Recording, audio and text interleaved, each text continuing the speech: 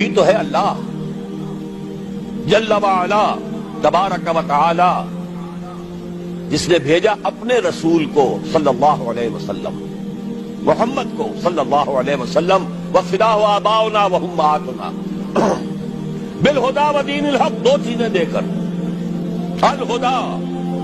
ہدایت کاملہ، نوع انسان را پیام آخری حامل او رحمت للعالمین،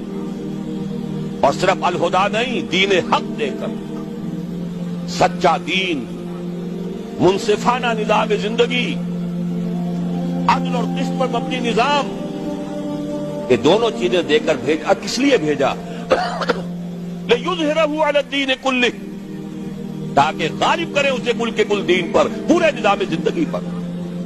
وَلَوْ كَرِهَ الْمُشْرِكُونَ، خواہ یہ مشرکوں کو کتنا ہی ناگوار